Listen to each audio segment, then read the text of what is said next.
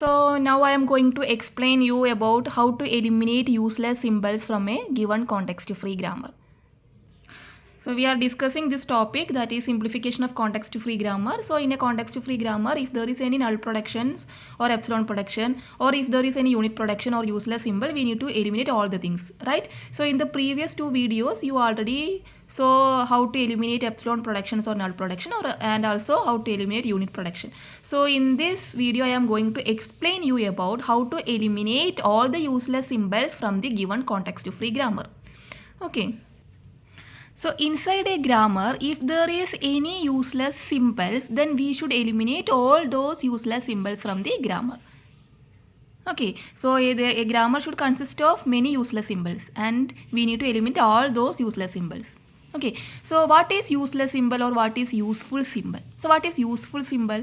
Useful symbols in a grammar are those symbols which is useful. That means if a variable in a grammar is useful, then it is able to derive some strings or some group of strings. Okay, so if a variable is able to derive some terminals or a string of terminals, then we can say that that particular variable is useful. Okay, and also every variable should reach from the start symbol, reachable from the start symbol, that is a reachability. Okay, so a variable is said to be useful in a grammar, then it is able to derive some string. It is able to derive a string A, B, something it can derive. Maybe a single terminal or a group of terminal. Okay, so let's see one example. So this is our grammar, context-free grammar, and we need to check whether any useless symbols. Okay, so in simplification, we need to check whether any epsilon production. There is no epsilon production, right? If there is any epsilon production, then we need to eliminate those epsilon production. That means null production in this form.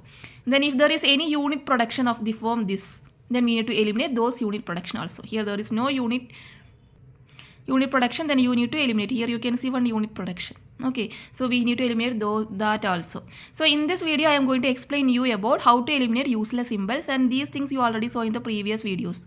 So if you have doubt, you just check that. So now we are going to eliminate all the useless symbols from this particular grammar. So for that, the first step is find the variables. Variables here are variable mean non-terminal. What are things you are seeing the capital letter S, A, B, C, right? And what are the terminals here? Terminals here are small a, small b. From this grammar you can see. So these are the terminal symbols. Okay, then variables are S, A, B, C, A, B, S, C, etc. Okay, so next we need to find out what are the useful symbols in the grammar. Then we need to eliminate useless symbols. So useful symbols. The useful symbols are the terminal itself. Here the terminals are A and B, because a variable is going to derive some terminals or group of terminals, string of terminals. Okay, so the terminal itself is useful. Then we need to check all the productions by which only the terminals are derived and take the LHS part. Here the terminals are A and B. So we need to check the RHS part. Here we can see the terminal A, and the terminal A is derived by non-terminal S. So you can take S as the useful symbol because it is deriving a terminal, and another terminal is B, which is derived by A. So we can take A. Then you can check whether any of these are in the RHS, and you can take the LHS part. That means, so we wrote A, B, S, E, right? So that means after writing these terminals, just see the productions, and if the RHS of the production is terminal only, here, right? A and B are the terminals here. After writing the terminals only, just go to the production and check the RHS of the production. And if the RHS of the production contains terminal only, then add the corresponding LHS. That is, S I added here. That's why I added S here. And for B, A is here. That's why I added A here.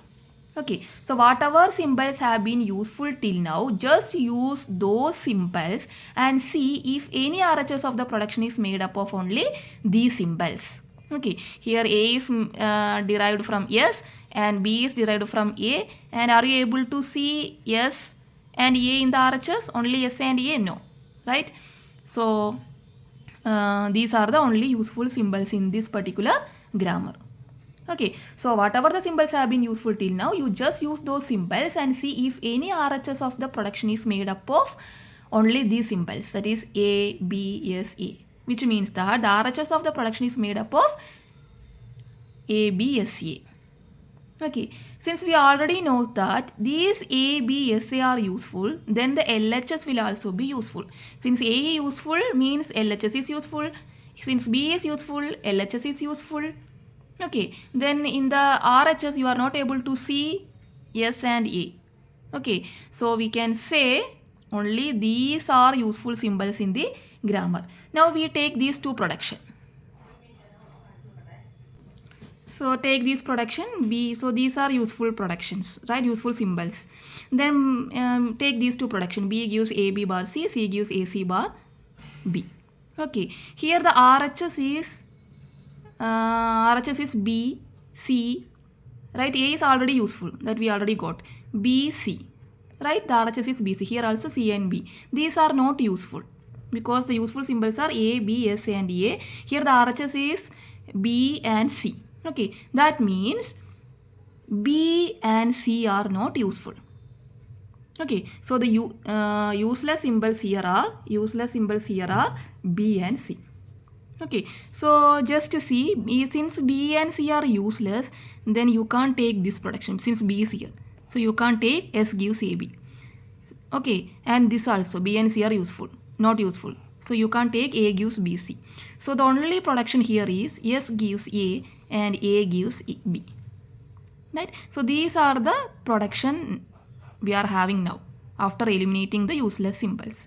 Next, what we need to do? So after eliminating all the useless symbols, you need to see any unreachable symbols are there. Unreachable means from start state you need to reach. Okay, so this S is a starting state. From S, we are deriving the terminal A. Anyway, we can't reach the production A gives B. If it is S gives A, then if the production is like this, then S is giving A, then A is this thing, right? So anyway, it is reaching to this production, A gives B.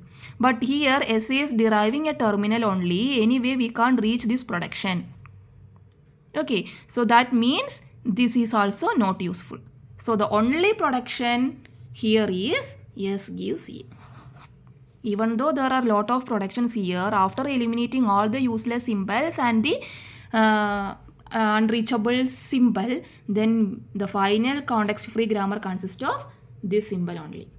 Okay, so I told you this is not useful. See, if I am checking also B gives AB. If I am replacing B with again the production C or AB, anyway this non-terminal we can't replace. Okay, so we are not able to derive any particular group or string of terminals. So anyway this particular production is not useful. Similarly, C gives AC bar B is also not useful.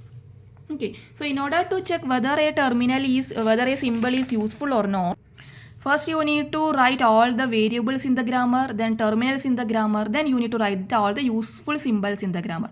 So we will start by writing the useful symbol as the terminal itself and go to the production rule, and you need to check whether this terminal itself is derived by a production. Then take the LHS part also. That's why we added S and E. Again, if we are taking these four and checking whether these four only present in the RHS, then we can take the corresponding LHS. Here, there is no such production. Okay, so these B and C is not useful since the RHS part is B and C, RHS part is not these things. Okay, so we can say B and C are not useful. So wherever we are seeing B, C, we need to eliminate those production also. So we got only these two productions. Then after removing these useless symbols, we are having these two production rules only. Then we need to check whether any state is reachable or not reachable. Since S is deriving a terminal, anyway we can't reach this production. Okay, so this is not a useful production rule. So we are eliminating this also. So in this context free grammar, the only production rule is SUV. Okay.